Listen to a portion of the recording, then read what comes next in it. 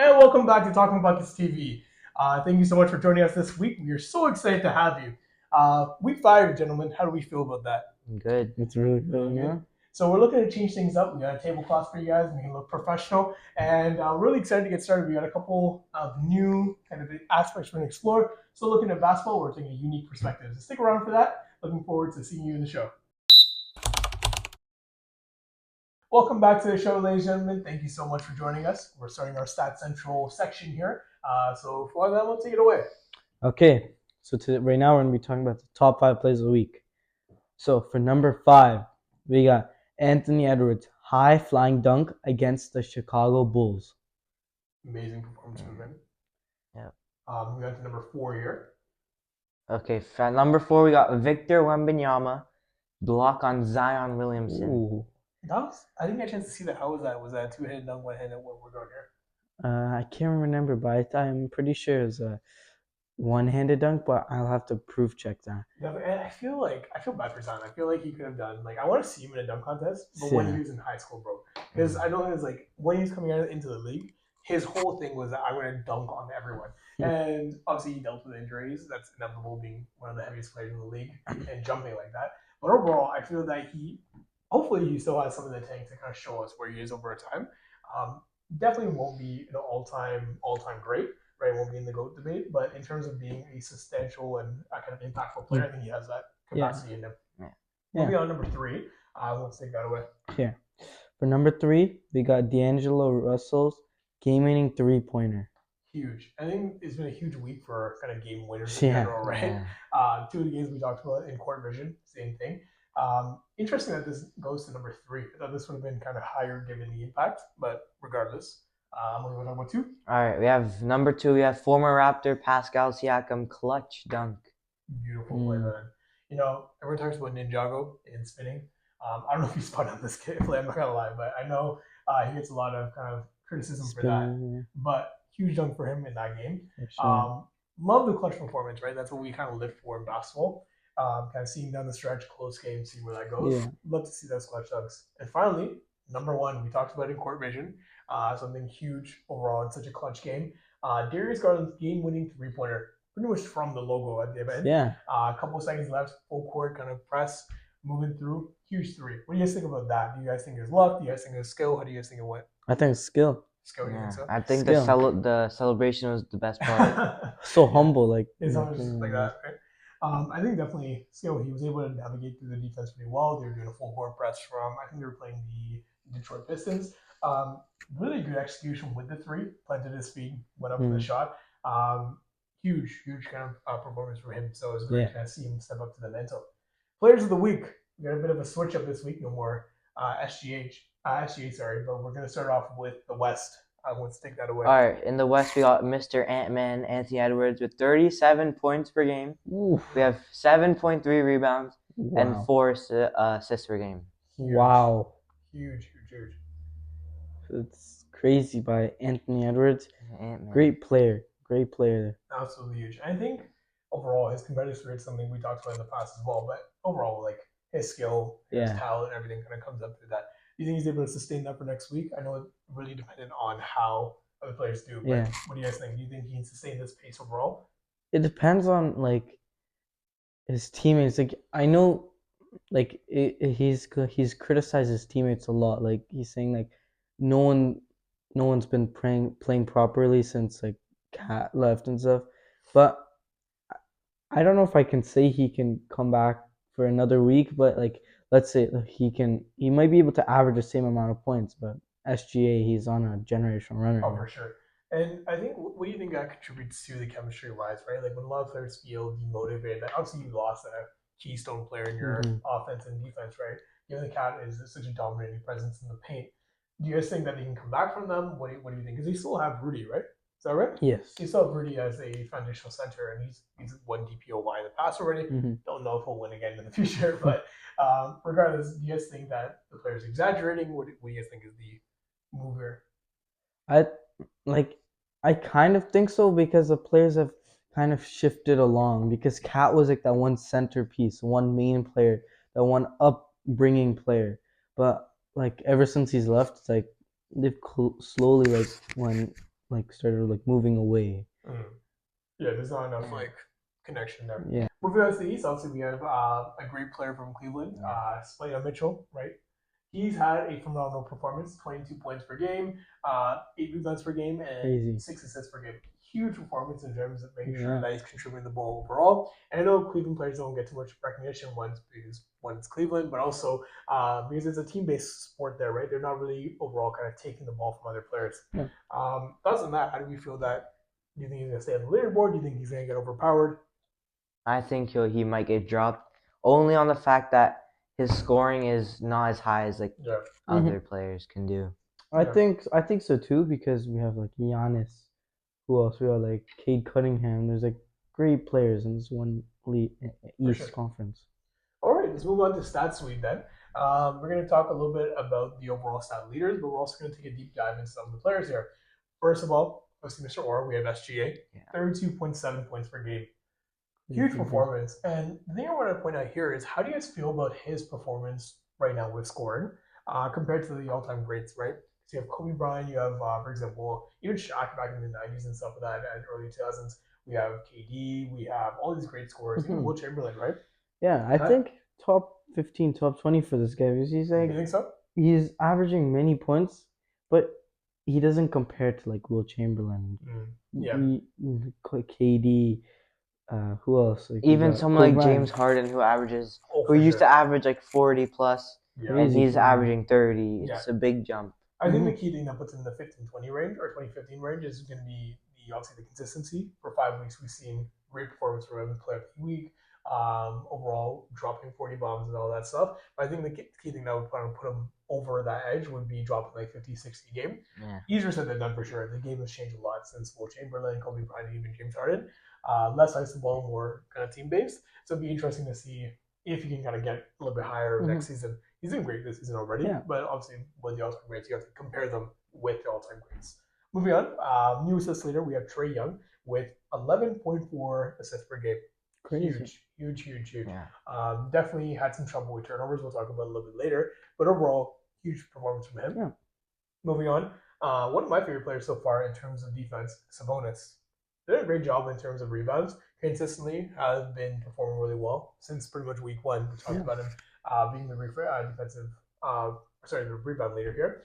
You want to talk about that? Yeah, so he's averaging about 14.3 rebounds, 10.3 with defense, and 4 offensive. That's substantial. Like 4 offensive boards per game. Like, who else can average? That's a crazy amount.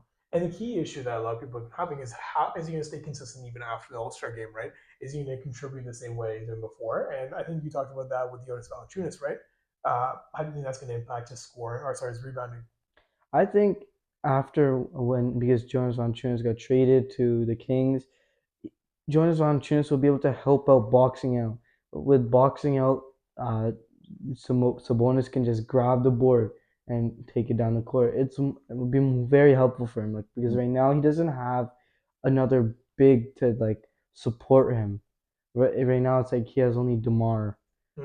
And I feel like the roles might switch because Jonas Valanciunas is a little bit taller, and Sabonis might be the one boxing, and I think so. With the rebound. And I think that Valanciunas is also going to take a lot of the pressure off of him, just like you said, and kind of maybe give him the opportunity to give Sabonis at least the opportunity to get more boards, actually, because now the threat itself in terms of the paint will be Valanciunas. So a lot of attention will be drawn to him.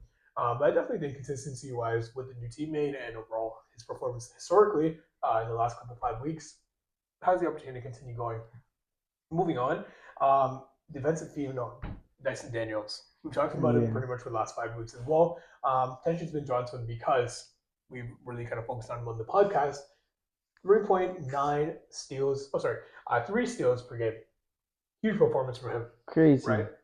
5 weeks in the making, doing a great job, kind of fitting in well with his team.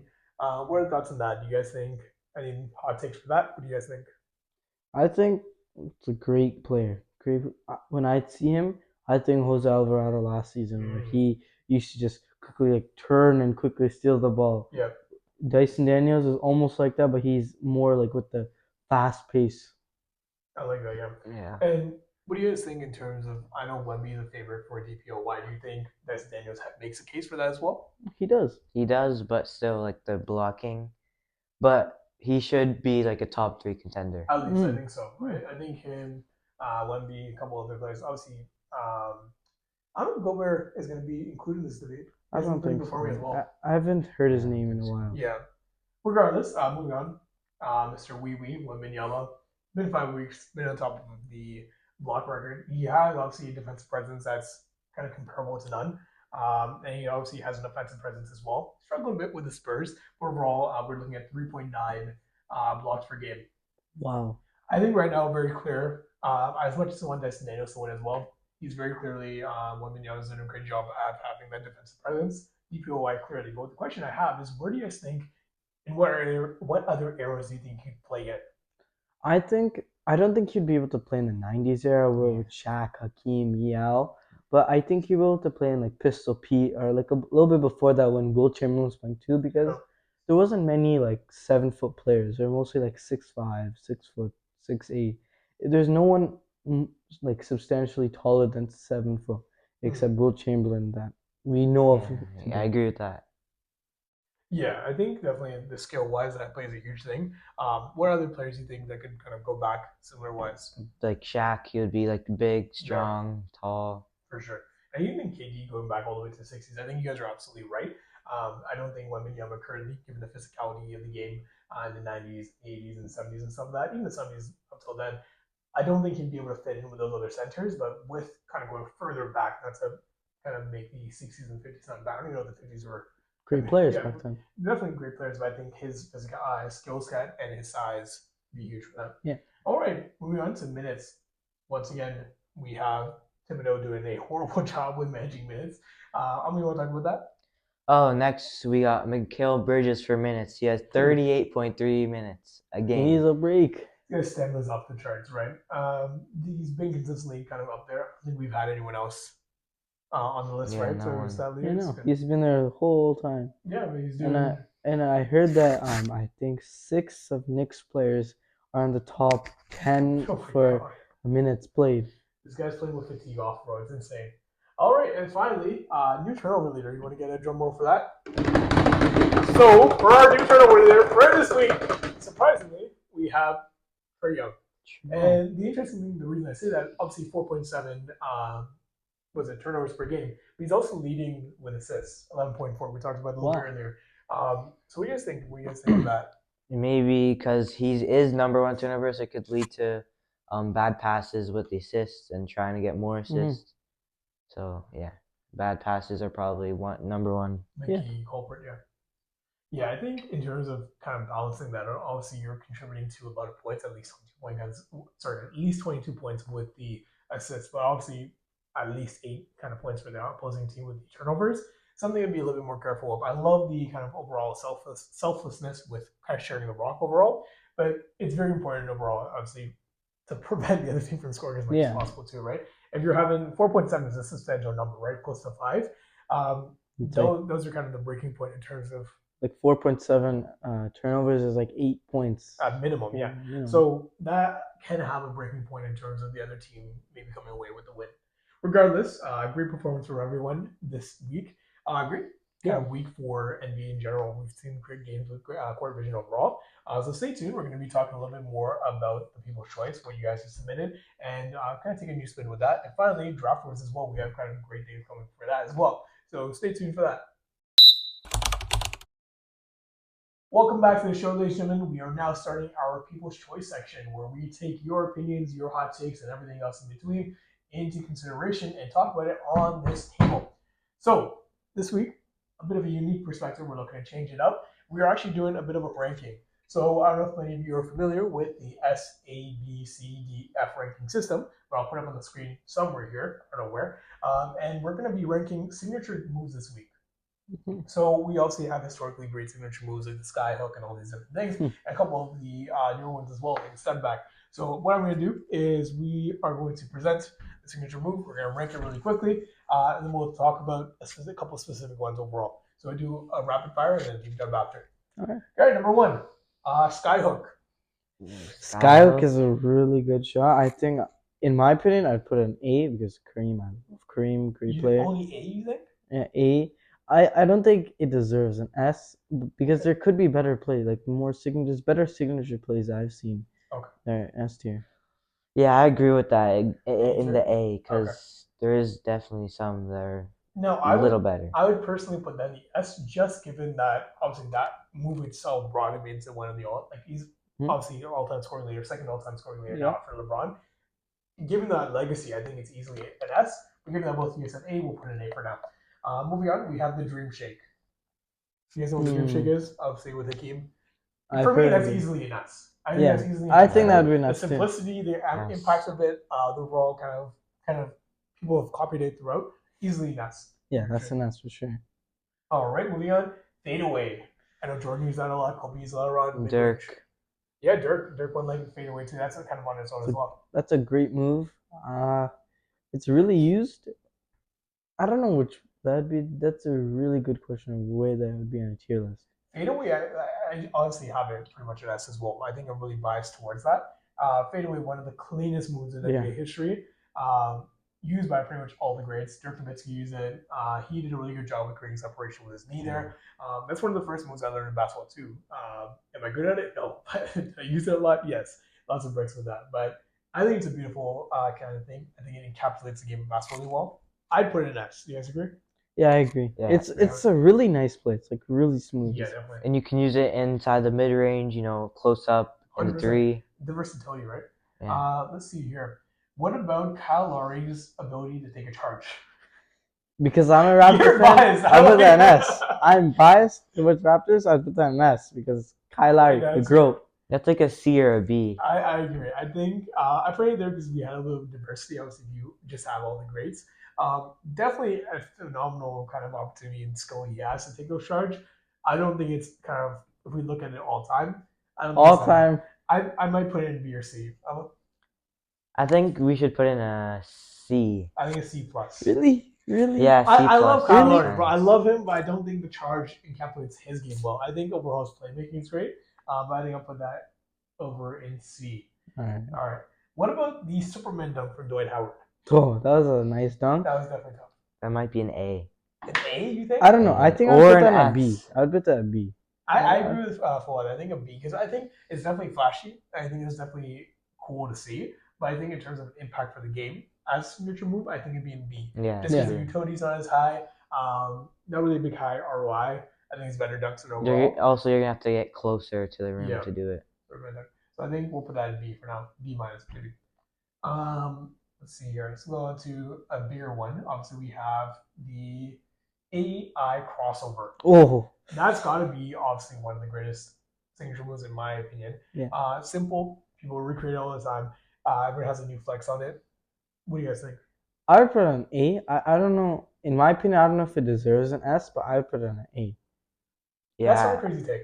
Yeah, I agree with the A. I think A. I was tempted to put it in S just given how versatile it is, but I think in terms of overall impact on the game specifically, and by impact on the game, I mean how well is it to make you score, how well can other people use it, and how well did AI use it. Honestly, I might be an S to be honest. Now that I say that overall, if you guys both think A, we'll put an A though.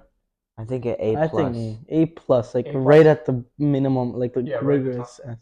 No problem at all. All right, moving on. This one's gonna be a bit controversial. I think the bank shot by Tim Duncan. What do you guys think? I love that move. I think that's absolutely amazing. I think it's simple. I think it gets the player across. It gets you the scoring. Huge impacts in terms of the playoffs. But what do you guys think? I think it's not as flashy. That's the only issue. That's why it's a bit controversial. Yeah, it's not. You can put in the A. I don't know. I like that. I think it's gonna be like C or D. Honestly. I don't know. Like I would say B plus, like right at the B plus. You don't understand how good Tim Duncan was. No, that's what led him to multiple championships. No, I know that. It's just part of the game. Yeah. You said B? I would say like B plus because A. I know like a play, like a signature move, it should have like a little bit of flashiness instead of like a bank shot. Like anyone could do it. Like I don't know if I'd even like. Can anyone do a bank shot though? Because if anyone could do a bank shot, I barely see bank shots now. Now times people just threes. It's new threes. Yeah, I probably put it in A, and I think I was putting it in A too, so we'll put it in that. Mm. But can't really disrespect it to something like that. No disrespect, it's just like, All yeah. right. What about the Euro step? How do you feel Oh, about that? very great move. Everyone Yeah. uses us James like Harden, great Giannis. feat. We've seen Yeah. LeBron kind of do. Yeah, Giannis does a great job at it too. Euro step, dunk, all that stuff. James Harden did a great job in the 2015-16 season. Where's that rank? it's a very good question for the Euro I step. It's a very It's good a move. very solid move. Like I love that move. I think it's a beautiful, and a lot of people have kind of changed it up where they'll kind of hug the ball, fake it. Rondo did a great job doing it behind the Yeah. back, right? So it's tough because I It feel is like very tough. yeah, and we have a lot of kind of S tier ones in Dream Shake and Fade Away. I think S tier has to be perfect. I think I feel like the Euro step could be at an A. A plus probably. Like Yeah, right at the A plus Yeah, right on S Yeah. minus. what do you think holds it back from being an S tier? Maybe Because like I might put an S tier given this the versatility. usage. Yeah, it's used a lot. Like I don't know if I would consider it like a signature move for because it's used by I see everyone. what you Everyone mean. uses I it. see what you mean. That makes sense. Right. And then finally, we'll do one or two more actually. We'll do LeBron's chase down S. block. Monster. That led him to championships. A lot S of tier. That's obviously S lot tier. of plays, Yeah. a lot of That has to be points. S tier. Yeah. I'm not even trying to glaze, bro. But like it's just so tough. Like seeing Yeah. like the visuals of it, that requires so much skill overall. I don't think it's really versatile for other players to kind of replicate. Like I don't think I've seen anyone else do major chase down. But Chasing them. the reason it puts me in, the reason I put it in S is because one, obviously the Warriors against the Warriors there. Yeah. But the other thing is, there's one play where he just kind of like let the ball go and then chased him down just for the fun of it. Yeah. Like the fact that he can like turn on and turn off, huge. So definitely that. And then the final one here, let's see, we talked about Dirk. The step back three. James Harden, I James don't know. Harden. user of it. I don't know if it's an S. I don't know if it's up above A. Like I don't know if I would put it in A. Why not? Because step back, like yeah, Step back it's three a three. specifically. It's like a step back three. Yeah, it's James Harden. Yeah, signature move. But like he doesn't use it anymore. Like I haven't seen much step back threes. It was definitely big a couple of seasons ago. I Yeah. agree. Yeah. Yeah. What would you rank it B? But that's what I don't know. I don't know how. I would say a lower A. A minus. I'm thinking A minus B plus, just because Yeah. given that like in the A we have the skyhook, AI crossover, bank shot, Euro step. Maybe a B. I don't know. I B think plus. yeah, B. Actually no. Yeah, probably a B. Yeah, B. Step back. And finally, let's do one more. We have the baseline reverse layup by Julius Irving. Julius Irving, Dr. G. That was like I don't know how often he did it. That's just one of the ideas I had in terms of it. Definitely flashy. Definitely very cool. Yeah. The impact, very interesting. And we've seen kind of reverse layups happen with Kyrie Irving and all that stuff. All time, I don't know where I'd rank that. I feel that's something that's not as kind of like versatile as the other players. Is it necessary? No. I don't think so. I'd probably put it, not to disrespect him, I think probably B. Yeah. I would put that too. And a lot of players like in this era they would go for the dunk instead of a reverse. Yeah. All right. So that wraps up people choice. We want to see what you guys think we should rank next. Should we do jersey? Should we do, for example, players overall? Could we do the debate? Could we do the worst players of all time? We'll see. But regardless, let us know what you guys think. We do courts and all that stuff. Drop in the comments below. Send us on the Instagram. And if you want to see us rank different things or even try something else altogether for people choice, let us know in the comments below. So stay tuned. We're going to talk about Draft Wars next. Something very exciting coming up. Looking forward to seeing that. Welcome back to one of the greatest segments in podcast history. Talking Buckets presents Draft Wars. But no ordinary Draft Wars today. We talked about only point guards last week. Before that, we talked about all-time greats. We talked about current players. We're changing it up this week. We're making sure we keep it interesting for you guys. So this week, I challenge the guys to make an all-time starting five with superheroes. Ooh. Only superheroes. No villains. We might talk about that in a couple of weeks, maybe next week, depending on how this goes. But superheroes only this week. So what is required is obviously they have to fit the position. They can't be some crazy strong character that is going to like magically get the ball in. But you have to have the player, the position, and obviously a rationale for that. And we're going to try to keep it interesting. We're going to give cool introductions to the players, kind of present why we think it's important. So for the first pick, Who got first pick last week? Was it Hamza, Hamza? yeah. So that goes to you now. So we're gonna go you, then Amil, then myself, and we'll go down the list. All right. So starting off, Buddy, with the first pick in the superhero starting five. For my first pick of the superhero draft, I'm selecting Hulk. Oh, good Oh, pick. Good my. pick. I chose Hulk because big man, you know, tough guy, Yeah. muscles, I think that's an easy pick. And that's for what position? center. Center. Yeah, makes sense.